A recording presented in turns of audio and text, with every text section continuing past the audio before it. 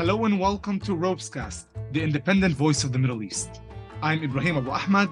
And I'm Ksenia Svetlova. ROPES stands for the Regional Organization for Peace, Economics and Security.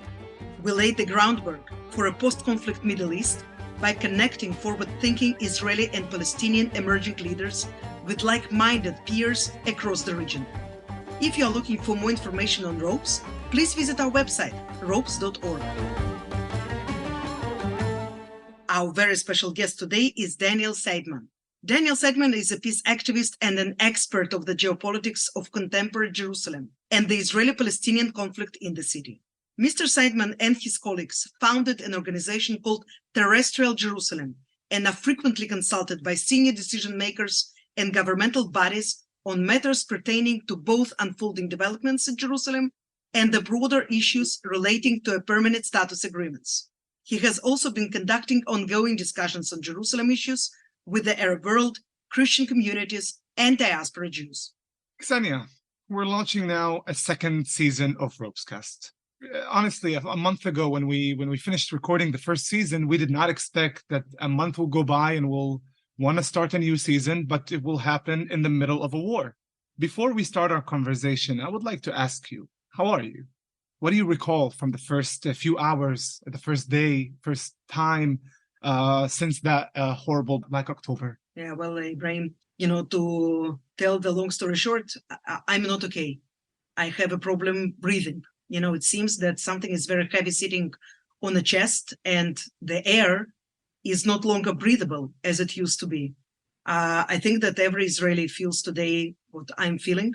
And I can tell you that this is perhaps the most difficult time that I lived in Israel during my 32 years in the country. And I've lived already through the Second Intifada, the war in Lebanon, and the endless conflicts with Gaza and rockets and whatnot. But this time around, it feels different, Ibrahim, and I'm very worried. Have problems sleeping. Most of my friends do. And, well, when I look at my children, I want to hug them more than ever. Do you remember the first thing that you saw from the war? What was the first thing that you saw? Then you realized there's a war going on. On Saturday morning, I usually switch off my mobile because I want to, as long as our youngest daughter, allows us to sleep, not very long, but still, I want to enjoy that. And usually so to avoid phone calls and so on, I just switch it off. And this time I didn't, so I received the first notification about the rockets in the south very, very early on. And then there were more and more. And then I remember very well that I saw the first video online of people running away from terrorists who were dressed in black, and they were chasing them on Toyotas. It seemed unrealistic scene from, Syria or Iraq, ISIS maybe.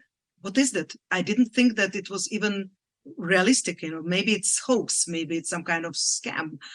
We don't know what is happening. This was the first time, and it took me time to believe. And the more evidence poured in until it was sinking, that we don't know how many people are dead, what really happened there. It took hours to find out.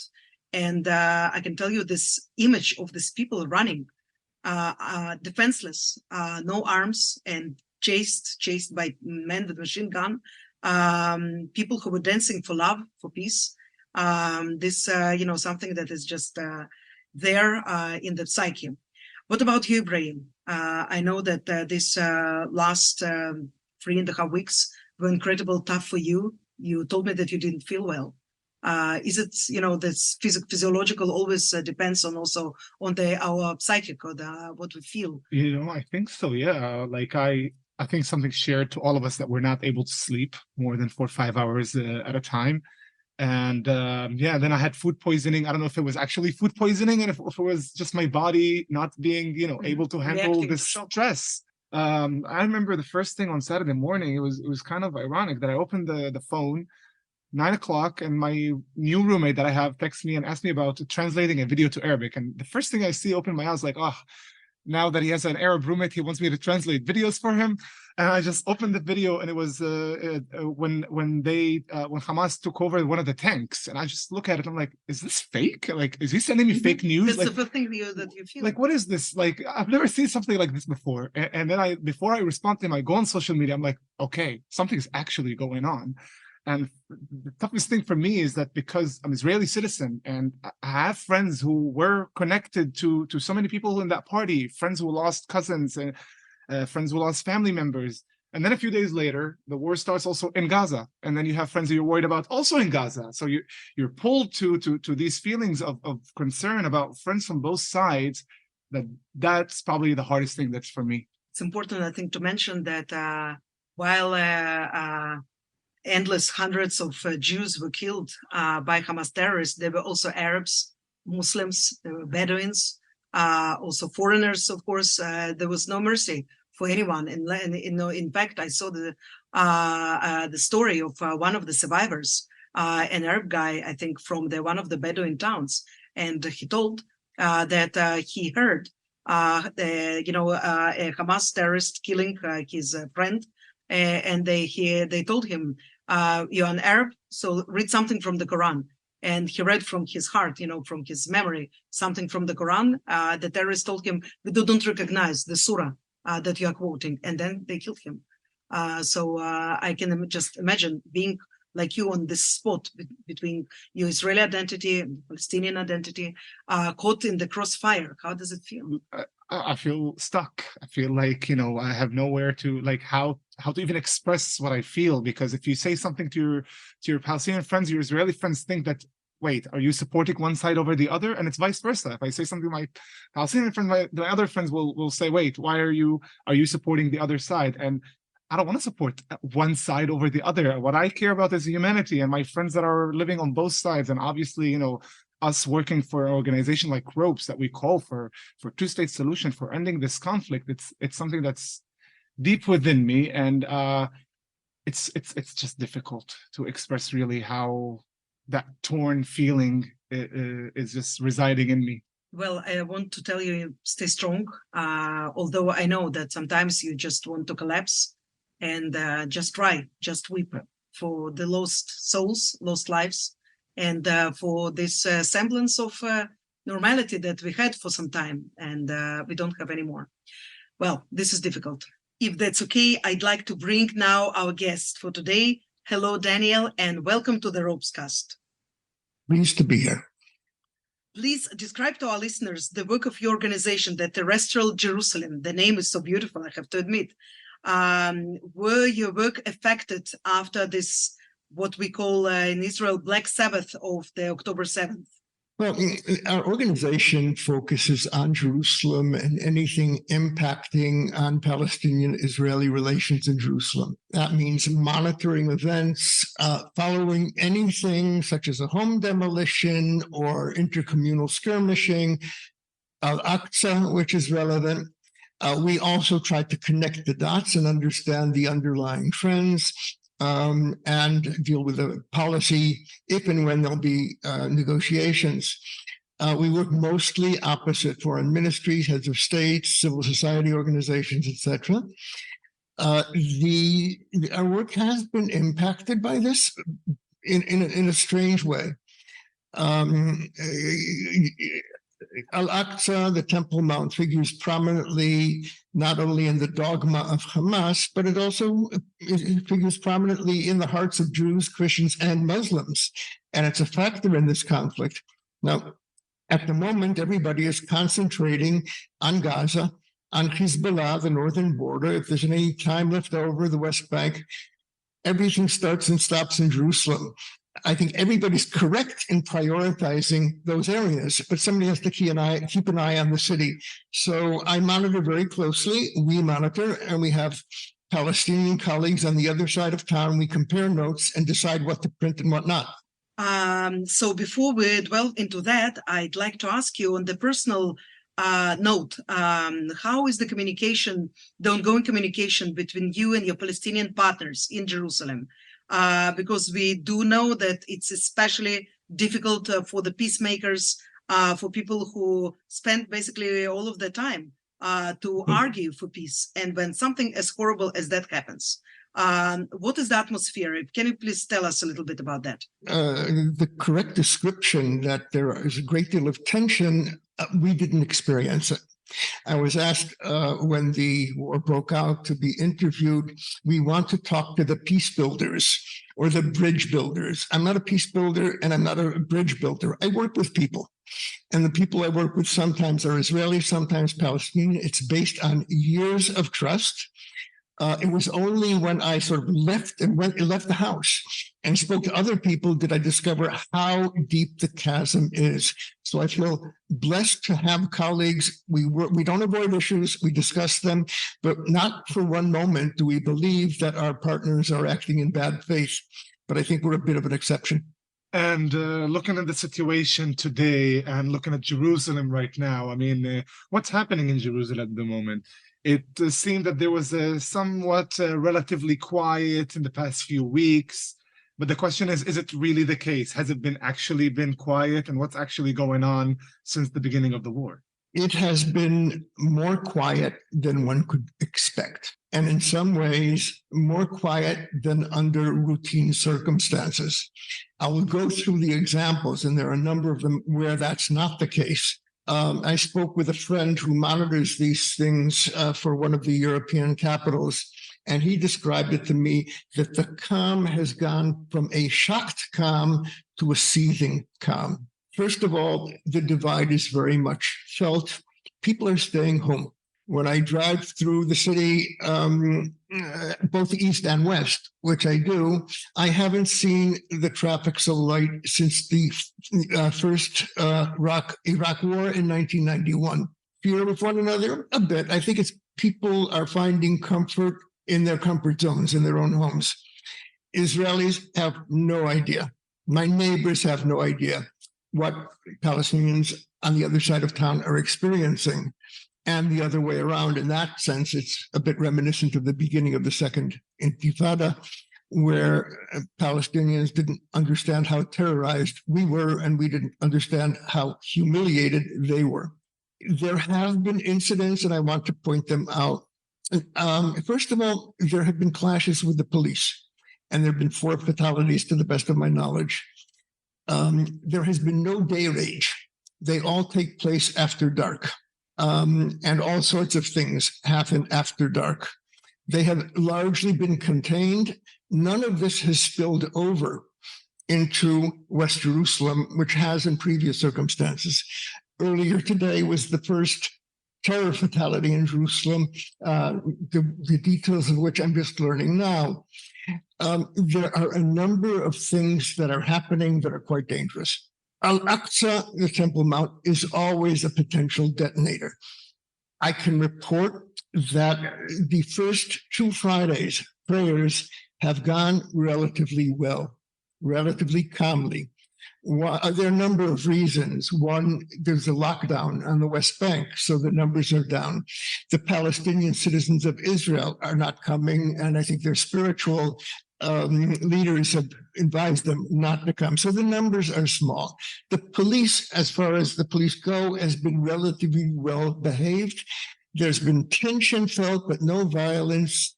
And that could happen, that could change in a minute. There's another interesting phenomenon that the Temple Mount movements, there are a number of them, are calling for Jews to go and visit / pray on the Mount.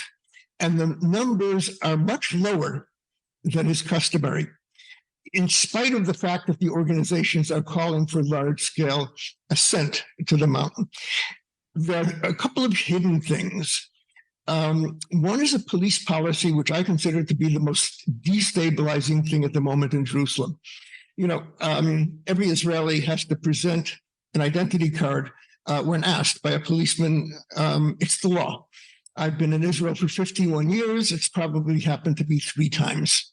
For Palestinians, it happens 2 or 3 times a month, sometimes more, at flying checkpoints, to policemen on the street, etc., and you present your identity card. They're used to it. What is happening now is they're not asking for the identity card. They're asking for your cell phone. And if the cell phone is locked, open it. Now, this is completely illegal. You need a search warrant, but no, that doesn't matter. And they will not only, it's not what you post on social media, it's what you're saying to your family, your friends, what pictures you have, an egregious breach of privacy.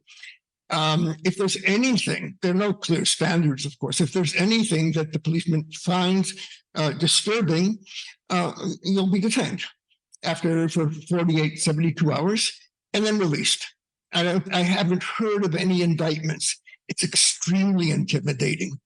There have been credible reports of an incident of police violence. The final thing is home demolitions.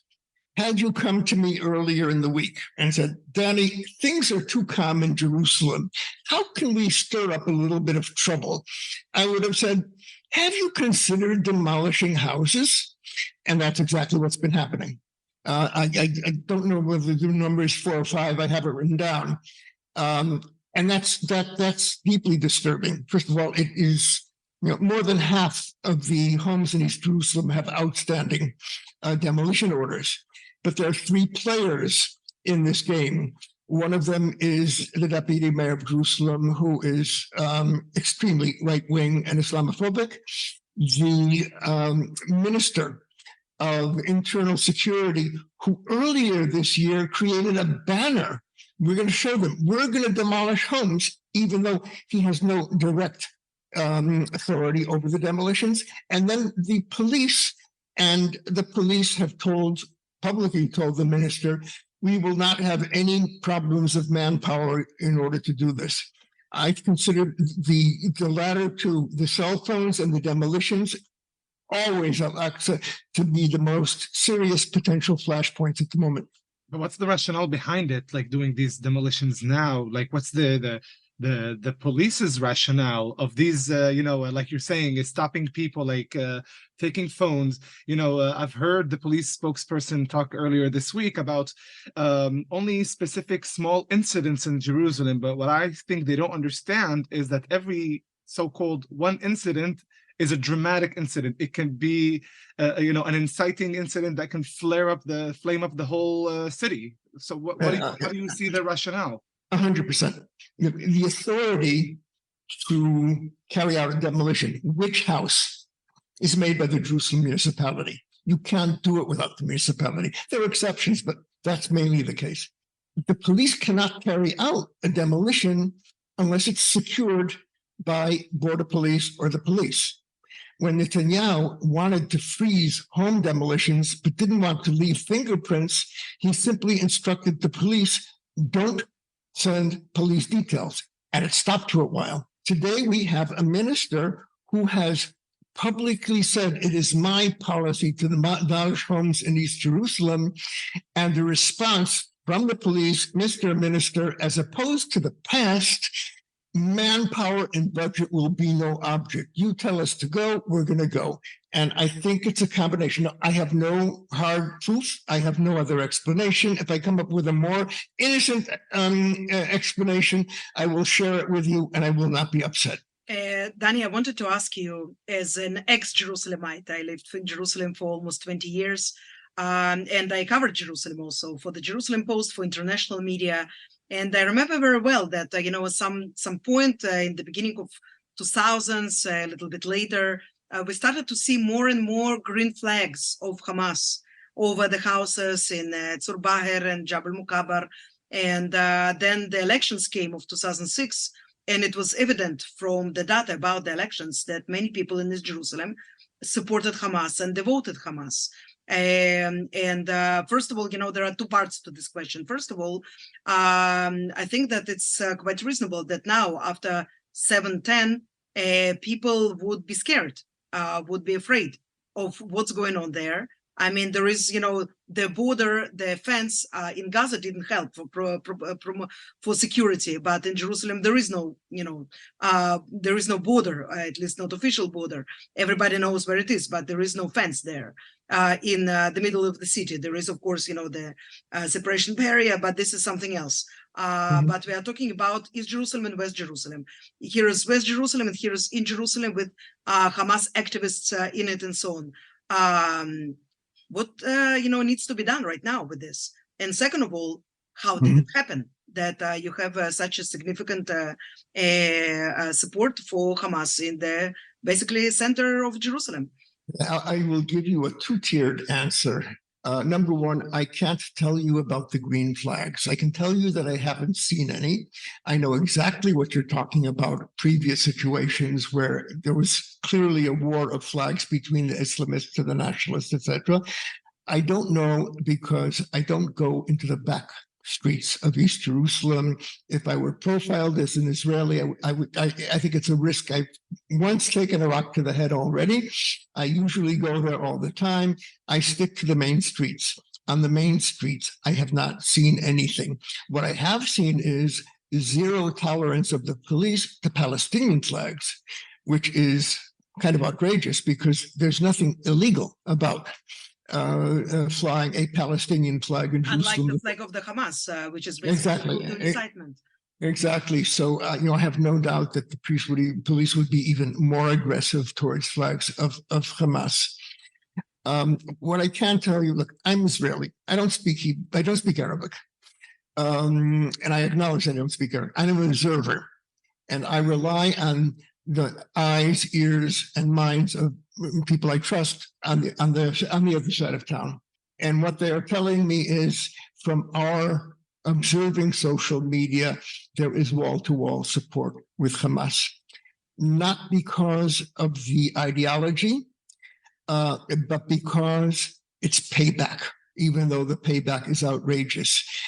Nothing, it's the only thing that makes the world sit up and pay attention. Now, I have to add to that something that I was also told. As that is being said, there is a good deal of discomfort with the massacre by Hamas.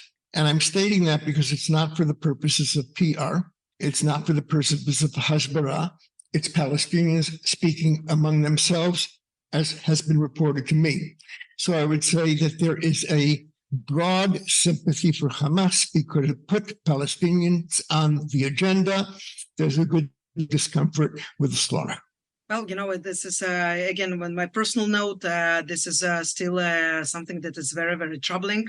And in the situation when every word can bring to an explosion, and it already happened, in many places in Israel so far, this support of the payback, basically revenge.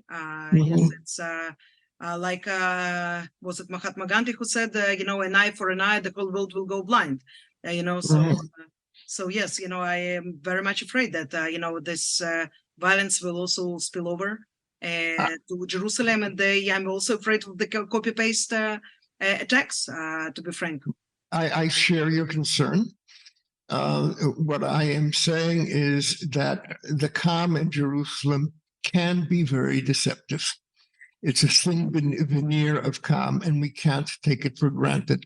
So while everybody is watching Gaza and the north, I'm following social media and hearing from friends in East Jerusalem, seeing the reports, and trying to figure out what is happening and what's not happening. During Friday prayers, I have friends texting me from the Mount. The sermon was harsh, but not beyond limits. The access is 30 people going through the police checkpoints at the gates every minute, etc. It's quite possible that a religious war, regional war, could break out as a result of an event that never happened at Al-Aqsa. Rumor is as powerful as the event itself. So we know we have extremists who are trying to flame the situation. And one of the ones that we see from the Israeli side is the minister that you mentioned, Minister of Internal Security or National Security, so-called Ben Gvir, who since the beginning of the clashes warned of a second guardian of the walls, like something we saw in 2021, which would include clashes between Arabs and Jews. He stated it on the first week, which looks, as he's looking for incitement while Arabs and Jews are in hospitals from day to night, working together. But is this scenario in general a feasible one? Could this happen? First of all, it hasn't happened, and I don't dare speak on behalf of the Palestinian citizens of Israel because I'm not in constant contact with them. What we have seen is that there has been no repeat of the events of 2021. And yes, Ben Gvir has been trying to stir them up. It is also widely noted that Ben Gvir has not bothered to call any of the mayors of the kibbutzim around Gaza. He is devoted only to rabble-rousing. And, this war, we had flashbacks of the Holocaust, Jews. It's not Holocaust, no comparison, but we had flashbacks. And you see something similar of the formative traumatic experience of the Palestinians, Nakba. And you have two traumatized people, and you have Ben Gvir poking his finger in the raw's nerve, and you have a minister, Gila Gamliel, having a document unclassified with her letterhead saying, proposing, among else, that Palestinians be relocated after the war to Egypt, that the Gazans will be moved to colossal irresponsibility. And looking at the West Bank, do you, and obviously Hamas would have an interest in trying to flame that area as well. Do you see this happening, or do you think it's inevitable that this will happen in the West Bank? Look, I would prefer not answering that question because it requires expertise, and my expertise is not the West Bank. I have, during the last 2.5 weeks, been reporting on events in the West Bank, things that have been verified and signaled as important to my Palestinian colleagues. I will send out. It's very troubling. I do follow, among else, because events in Jerusalem can easily spill over to the West Bank. What starts in Jerusalem doesn't stay in Jerusalem, and the other way around. But I am not familiar enough with the dynamic to give you an intelligent answer. Daniel, I want to ask you, you mentioned the flags of the PA that the police tries to take away from demonstrations in East Jerusalem and funerals and houses and so on. So this is indicative also of the attitude towards, Palestinian Authority and the more moderate, Palestinian political wing. So when we are talking about, the situation in the West Bank, we see that how the PA was weakened very significantly. We see how Hamas was, first of all, emboldened, by the 16 years of rule in Gaza and so on, So, Jerusalem is a microcosmos of the West Bank. Do you think that what happened right now in the South, it also changed the perspective, perhaps, of the people in West Bank, in Jerusalem, the Palestinians there, on, what can be done to Israel, things that were unheard of before, taking over kibbutzim, conquering some territory, kidnapping people in masses, So what does it do you think? So what do you hear from friends of yours in regards to the future? Because everybody is, of course, thinking about his and her future in the city, in this country, and so on. Well, first of all, it's important for me to begin by saying, over the years, I have seen a underground sympathy, a connection between the residents of Gaza and the residents of East Jerusalem. East Jerusalem generally responded seriously when things were becoming violent in Gaza, in part because Muslims of East Jerusalem could pray Al-Aqsa with difficulty. Muslims from the West Bank can.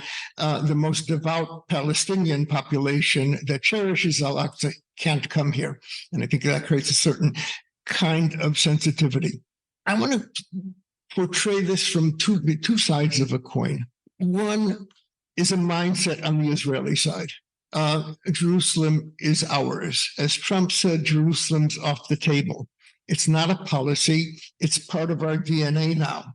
And one of the major components of that policy is the denationalization of the Palestinians, fragment Palestinian society socially, geographically, etc. You see it with textbooks. You see it with encouraging people to vote in the municipal elections. The notion that we can give trinkets to the Palestinians without political rights and it will remain stable. But that's the mindset. On the Palestinian side, there is a broad consensus about one thing, that the essence of occupation for them is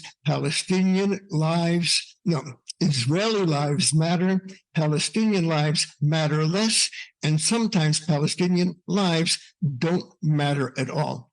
So when anybody comes in and say, we're going to, pour money and improve the roads, or we're going to pour money and schools, I say that's great. Palestinians are not receiving their share of the budget. But the real deficit of the Palestinians in East Jerusalem, once again, as an observer, is the deficit of freedom and the deficit of dignity.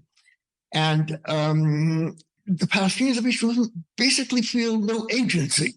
Any political activity, doesn't matter how mellow or how nonviolent, that is more radical than a scout meeting is crushed by the police. And we have crushed scout meetings. So you have this, it's ours, and we don't count confronting each other. It's not a very healthy mix over time.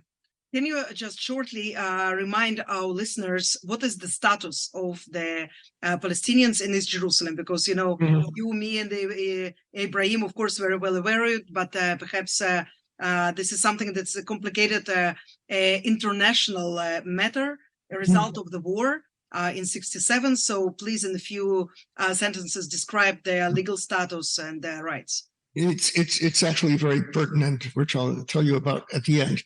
In 1967, Israel took all of the West Bank. We did not annex it. This has been a temporary occupation since then. The exception is Jerusalem. We annexed 70 square kilometers of land that had been made up of Jordanian-ruled Palestinian Jerusalem and 27 or 28 villages nearby. So Jerusalem was expanded. Prior to the war in 1967, Jerusalem was two homogeneous cities, an Arab city and a Jewish city. Overnight, it became a binational city. However, Israel annexed the land of East Jerusalem, but not the population. We did not offer citizenship. We did not extend citizenship. Palestinians, to the best of my knowledge, don't want Israeli citizenship. They don't see themselves as Israeli.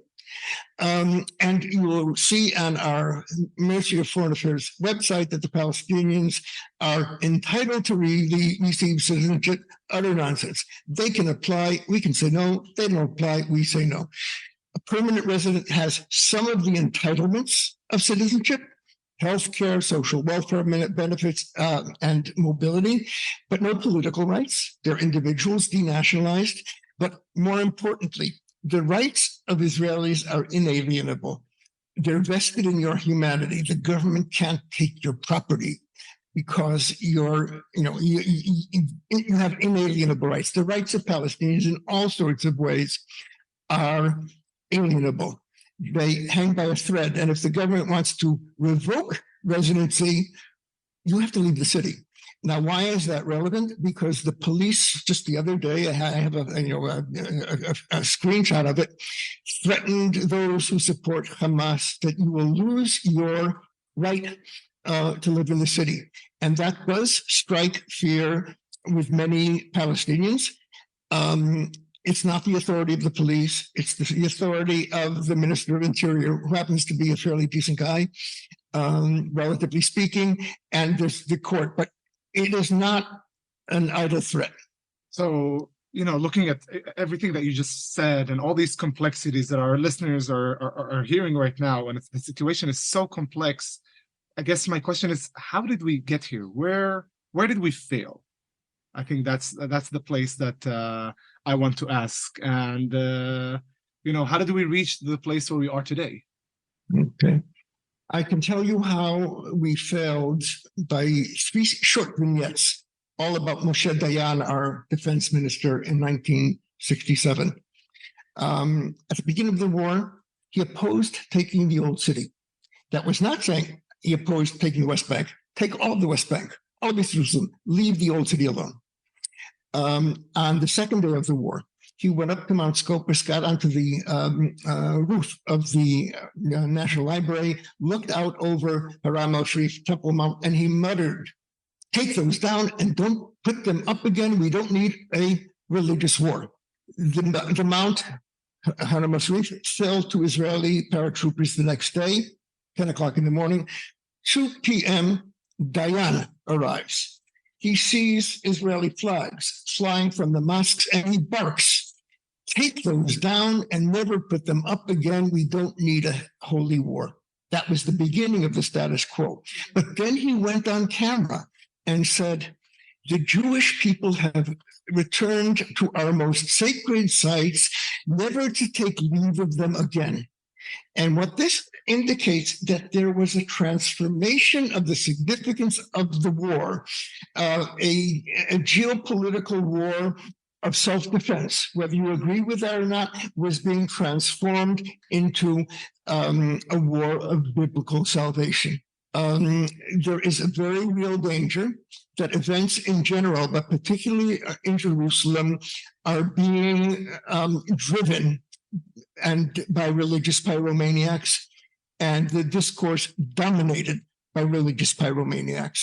We have the iterations of the Muslim Brotherhood, various. We have the end of days evangelicals who are Trump's supporters, who are all out in favor of the settlers. Then we have the biblically motivated settlers and the Temple Mounters, and they have all marginalized the forces of moderation in the respective societies. First and foremost, the majority of the traditional religious establishments, the historical churches, the imams, etc. That's part of the answer. At this point, I would say it's a matter of will, not a matter of what. We know what a permanent status agreement looks like in Jerusalem. The mindset of Israel is we can contain this.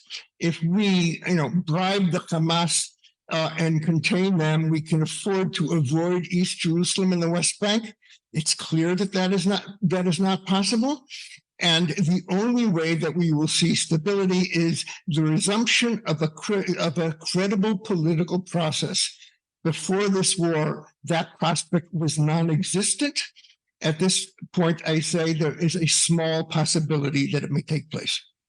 Danny, you took me back a little bit, all of us to the past. And I have to wonder, about the point that you made, that now, after everything that happened, people have to realize there is no other alternative but the political process.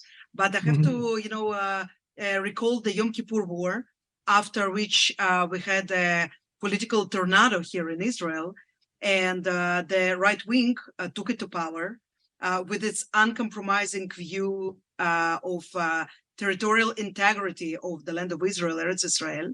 And, Yom Kippur was a war that Israel started to lose in the beginning and won later. But, the initial image is important, of course, but it lost soldiers. This time around, we lost civilians, and almost every family is affected by this. Every single family, has, if not dead, then wounded. If not wounded, then relatives or friends. Everybody is going to the Shiva. And can you realistically imagine that we will have a political process in this situation when, the aftershock, the trauma that was caused by what happened by October 7th, probably will last for many, many years from now? I think you're probably right, but probably is not good enough, and there's no alternative but to persist. And I would like to show you how persisting is not entirely madness. I agree with you, Yom Kippur. I've relied on that paradigm. It doesn't apply. The trauma of both peoples is so deep, and the level of distrust, it's going to be very difficult. Number one, there's going to be a new leadership in Israel. I don't know who it's going to be, but there's going to be a new leadership. And some of that leadership is aware very much of what you're saying. There will also be, sooner or later, a new leadership on the Palestinian side. You have an international community which is on the surface supporting Israel, but there's a very strong undercurrent. What makes the European leaders and the president most afraid is a regional war. They're talking about the guns of August. They're talking about, the Cuban Missile Crisis. There's a palpable fear that this will spread. And I don't think that they're being paranoid. It's very dangerous. The lesson of that is that their policy has failed for the last several years. Kick the can down the road, we can contain this. There are certain unnamed diplomats who have made a career out of that. Well, there's no more can and there's no more road. So I think that internationally, there will be more willingness to be tough with the parties. It's got to be tough. There has to be consequences.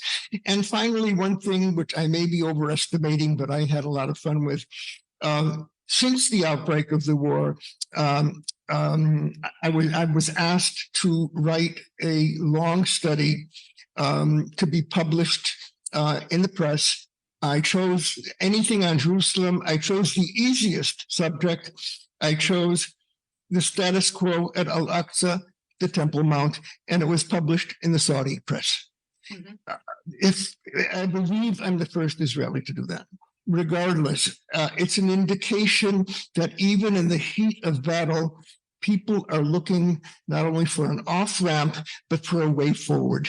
Because to go back to the stagnancy that produced this conflict, this round, and once again, I am not justifying by any means the terror of Hamas or disproportionate responses of Israel, but there is a causality and a realization that this conflict is too dangerous to be left alone.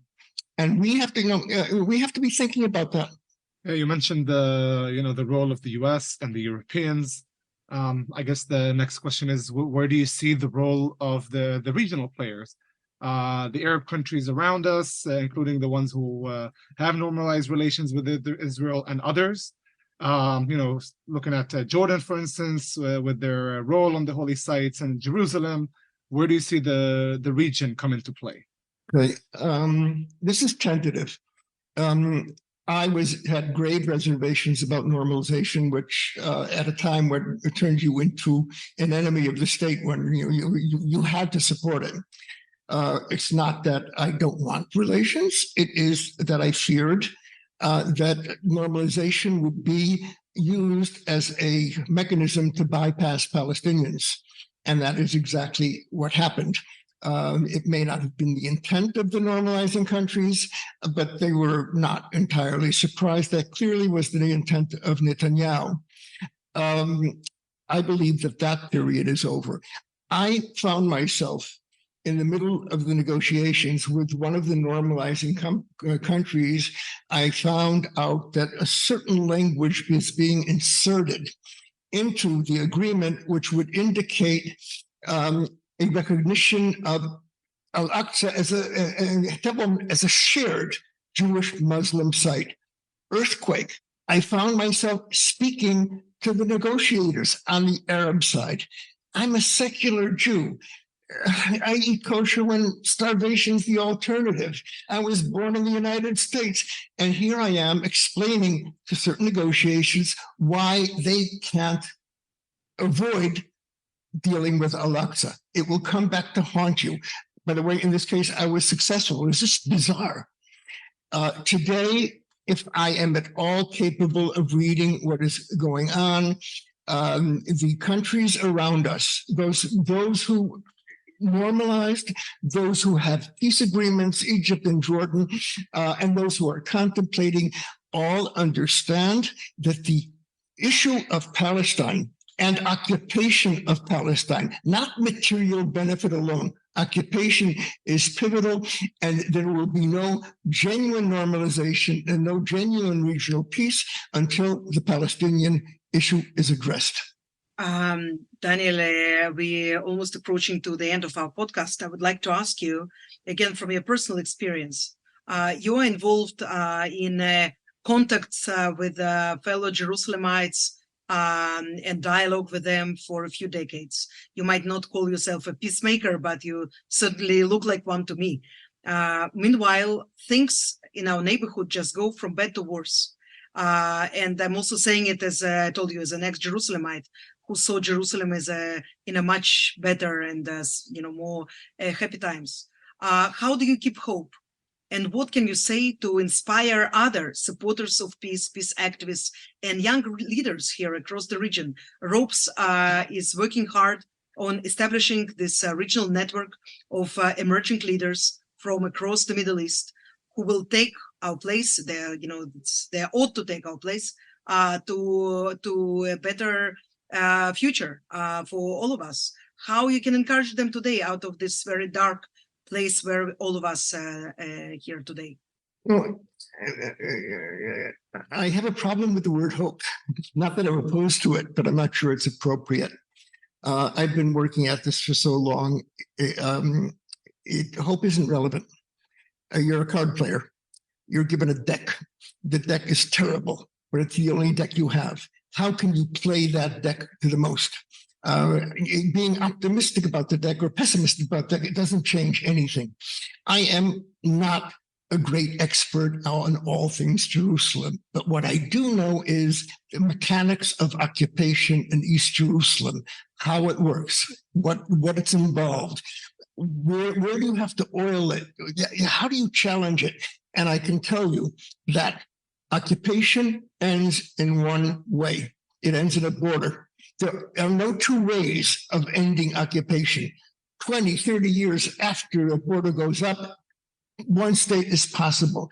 I believe, as many of our security people believe, that there is no greater threat to the existence of Israel than perpetual occupation, more than the threats that are confronting us on the southern border and the northern border. We can handle that. That does not jeopardize the existence of the state of Israel. Over time, it is an existential imperative for Israelis and Palestinians, each for their own reasons, to end occupation in a manner that's compatible with the interests of both sides. Now, in recent years, I'm past retirement age. I should be thinking about, going to the beach. I still work. In the past few months, I'm working because I can still do something. I will not live to see it. I no longer say that. I think that we're going to be living in an entirely new world after the day after the ceasefire. It's going to be horrific, traumatic for both peoples, but there will be an entirely new regional order, and I believe in some ways a global order. We have a new deck of cards. I think I have some interesting times ahead of me. Thank you so much for your time and for your very detailed explanation of the situation in Jerusalem and overall in Israel today and in the West Bank and Gaza. So we really appreciate you being with us today. Thank in the you very middle much, of the war. Daniel. And Thank you. Stay to talk to you in happier times in the future. Yes, very much. Take it easy. Thank you so much. Stay safe. You've been listening to ROPEScast, the independent voice of the Middle East. Our guest today was Daniel Seidemann, peace activist and expert on Jerusalem affairs. We hope you enjoyed the ROPEScast. Our podcast is available on Apple Podcasts, Spotify, SoundCloud, and all quality podcast platforms. We are very grateful to all our listeners in the Middle East, Europe, the US, and other parts of the world. You can support our work by small donation. More details on our website, ropes.org. Please follow ropes.org on social networks to find out more about our work with the emerging leaders of the Middle East. I'm Ibrahim of Ahmad. And I'm Ksenia Svetlova. Shalom and salam.